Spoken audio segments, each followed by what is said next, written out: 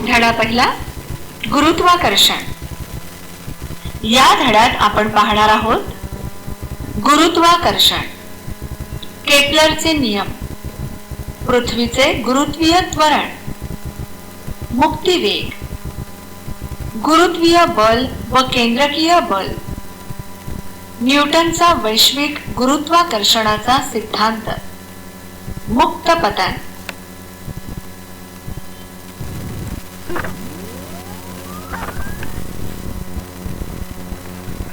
थोडे आठवा. 1. एखाद्या वस्तूवर बल लावल्यास काय परिणाम घडून येतो? उत्तर: एखाद्या वस्तूवर बल लावल्यास त्या वस्तूच्या आकारमानामध्ये अथवा गतीमध्ये बदल घडून येतो. 2.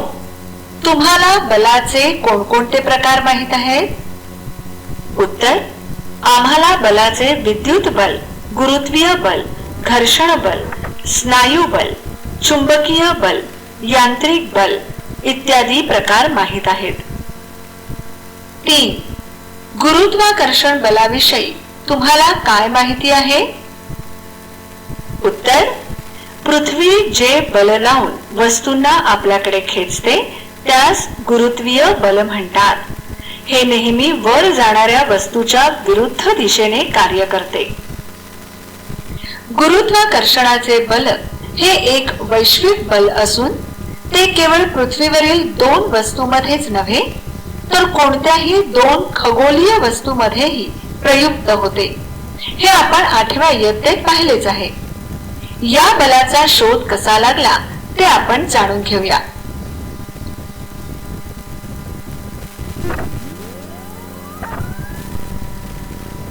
गुरुत्वाकर्षण, ग्रॅव्हिटेशन. गुरुत्वाकर्षणाचा शोध सर आयझॅक न्यूटन यांनी लावला. हेही तुम्हाला माहितच आहे.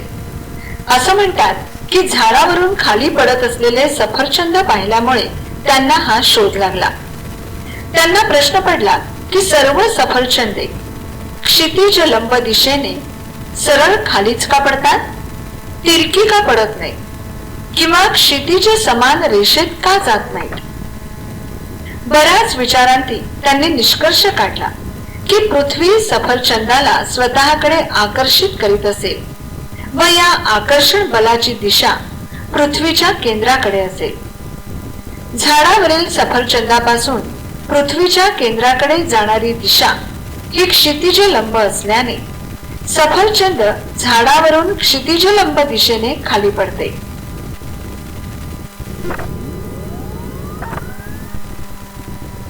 डावीकडील आकृतीत पृथ्वीवरील एक सफरचंदाचे झाड दाखवले आहे.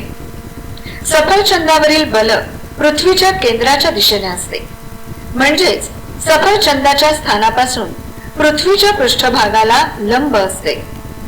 आकृतीत चंद्र व पृथ्वी यामधील गुरुत्वाकर्षण बल दाखवले आहे. आकृतीतील अंतरे प्रमाणानुसार दाखवलेली नाहीत.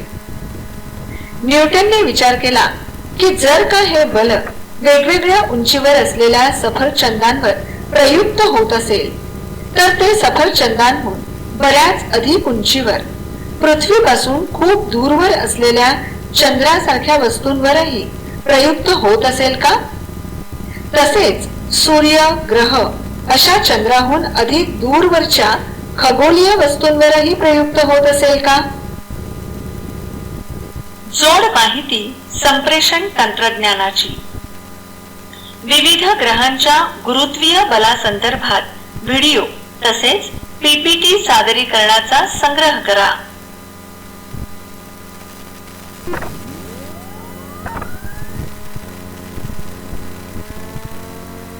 बल व गती, फोर्स अँड मोशन. एखाद्या वस्तूच्या वेगाच्या परिमाणात किंवा गतीच्या दिशेत बदल घडवून आणण्यासाठी त्यावर बल प्रयुक्त होणे आवश्यक असते. हे आपण पाहिले आहे. थोडे आठवा. न्यूटनचे गतिविषयक असणारे 3 नियम कोणते? उत्तर: न्यूटनचा गतिविषयक नियम 1. जर एखाद्या वस्तूवर कोणतेही बाह्य असंतुलित बल कार्यरत नसेल तर तिच्या विराम अवस्थेत किंवा सरळ रेषेतील एकसमान गतीमध्ये सातत्य राहते. न्यूटनचा गतिविषयक नियम 2. जेव्हा एखाद्या वस्तूवर बल प्रयुक्त केले असता त्या वस्तूमध्ये त्वरण निर्माण होते, ते बलाच्या दिशेने कार्य करते. त्वरण बलाशी समानुपाती असते तर वस्तूच्या वस्तुमानाशी व्यस्तानुपाती असते. न्यूटनचा गतिविषयक नियम 3.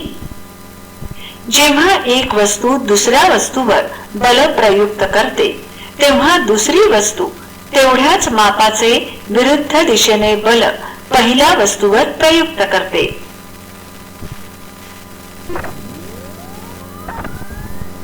परिचय शास्त्रज्ञांचा. सर आयझॅक न्यूटन 1642 ते 1727 आधुनिक काळातील अग्रगण्य शास्त्रज्ञ मानले जातात. त्यांचा जन्म इंग्लंडमध्ये झाला. त्यांनी गतीचे नियम, गतीची समीकरणे व गुरुत्वाकर्षणाचा सिद्धांत आपल्या प्रिन्सिपिया नामक पुस्तकात मांडला. त्याआधी केपलरने ग्रहांच्या कक्षांचे वर्णन करणारे 3 नियम मांडले होते. परंतु ग्रह या नियमाप्रमाणे भ्रमण का करतात या मागील कारणांची काहीच जाण नव्हती. न्यूटनने गुरुत्वाकर्षणाचा सिद्धांत वापरून ते नियम गणितीय पद्धतीने सिद्ध केले. न्यूटनने प्रकाश, ध्वनी, उष्णता व गणित या क्षेत्रांमध्येही उल्लेखनीय कार्य केले. त्यांनी गणिताच्या एका नवीन शाखेचा शोध लावला. कॅल्क्युलस या नावे ओळखल्या जाणाऱ्या या शाखेचा गणितात व भौतिक शास्त्रातही मोठ्या प्रमाणात उपयोग केला जातो. न्यूटन हे परावर्तक दुर्बीण तयार करणारे पहिले शास्त्रज्ञ होते.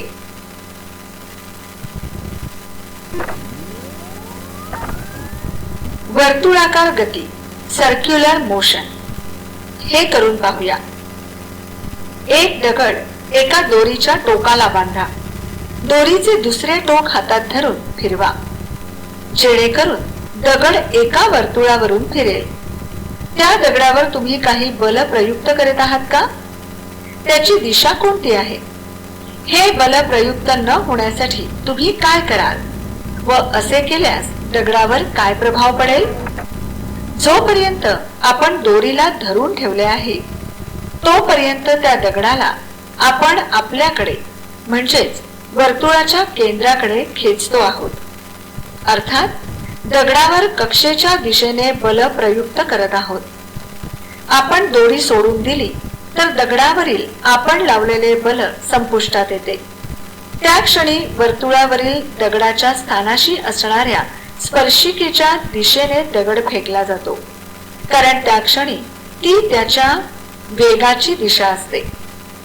यापूर्वी आपण अशीच एक कृती केली होती, ती तुम्हाला आठवत असेल. त्यात एका गोल फिरणाऱ्या चकतीवरील 5 रुपयाचे नाणे स्पर्शिकेच्या दिशेने फेकले जाते. वर्तुळाकार कक्षेत फिरणाऱ्या कोणत्याही वस्तूवर वर्तुळाच्या केंद्राच्या दिशेने बल प्रयुक्त होत असते. हे वरील कृतीवरून ध्यानात येते. या बलास केंद्रकीय बल म्हणजेच सेंट्रिपिटल फोर्स असे म्हणतात. म्हणजेच या बलामुळे वस्तू केंद्राकडे जाण्यास प्रवृत्त होते.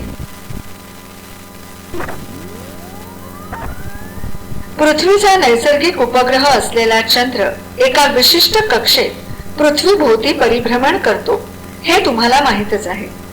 म्हणजेच त्याची दिशा अर्थात वेग सारखा बदलत असतो. मग त्यावर काही बल सतत प्रयुक्त होत असेल काय? या बलाची दिशा कोणती असेल? जर असे बल नसते तर चंद्राची गती कशी राहिली असती? आपल्या सौर मालेतील इतर ग्रह सूर्याभोवती असेच भ्रमण करतात का? यावरही असे बल प्रयुक्त होत असते का? त्यांची दिशा कोणती असेल? मागील कृती, उदाहरण व प्रश्नांचा विचार केल्यास आपल्या लक्षात येते की चंद्राला पृथ्वीभोवती त्याच्या कक्षेत फिरत ठेवण्यासाठी त्यावर बल प्रयुक्त होणे आवश्यक आहे. तसेच हे बल पृथ्वीच प्रयुक्त करत असेल व चंद्रास स्वतःकडे आकर्षित करीत असेल.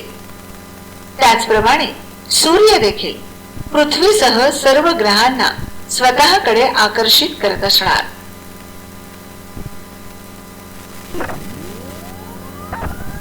हे माहित आहे का तुम्हाला? लंबवर्तुळ म्हणजे एखाद्या शंकूला एका प्रतलाने तिरके छेदले असता तयार होणारी आकृती. यालाच प्रतलीय लंबवृत्त असे म्हणतात. यास 2 नाभिबिंदू असतात. या 2 नाभिबिंदूंपासूनच्या वृत्तावरील कोणत्याही बिंदूंच्या अंतराची बेरीज एकसमान असते. आकृतीत F1 व F2 हे 2 नाभिबिंदू असून ABC परिघावरील कोणतेही बिंदू असल्यास AF1 अधिक AF2 बरोबर BF1 अधिक BF2 बरोबर CF1 अधिक CF2.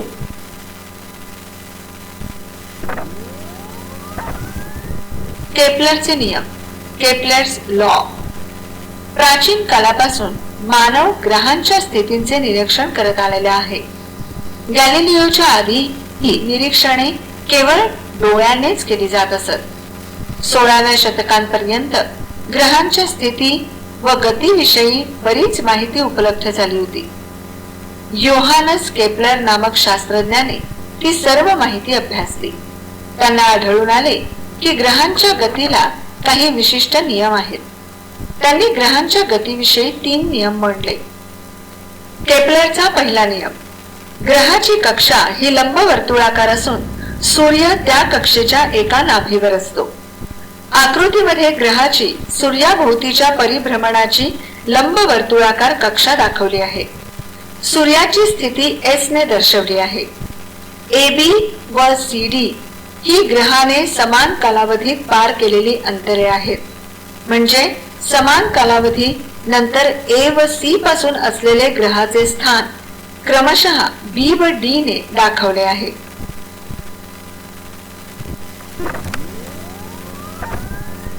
केपलरचा दुसरा नियम, ग्रहाला सूर्याशी जोडणारी सरळ रेषा ही समान कालावधीत समान क्षेत्रफळ व्यापन करते.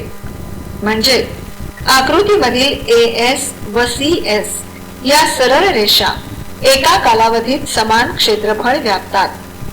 अर्थात ASB व CSD ही क्षेत्रफळे समान आहेत.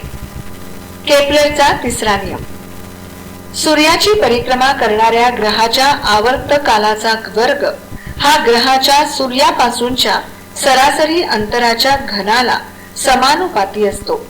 म्हणजे ग्रहाचा आवर्त काल हा T असेल व सूर्यापासून त्याचे सरासरी अंतर R असेल तर T वर्ग समानुपाती R घन म्हणजेच T वर्ग छेद R घन बरोबर स्थिर बरोबर K.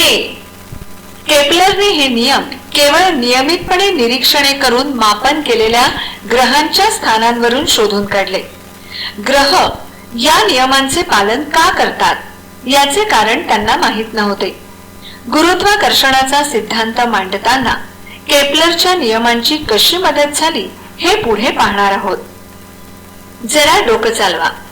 आकृतीमध्ये ESF हे क्षेत्रफळ ASB एवढे असल्यास E व F बद्दल काय सांगता येईल? उत्तर, ग्रहाला सूर्याशी जोडणारी रेषा ही समान कालावधीत समान क्षेत्रफळ व्यापन करते. म्हणजेच AS, CS व ES या सरळ रेषा समान कालावधीत समान क्षेत्रफळ व्यापतात.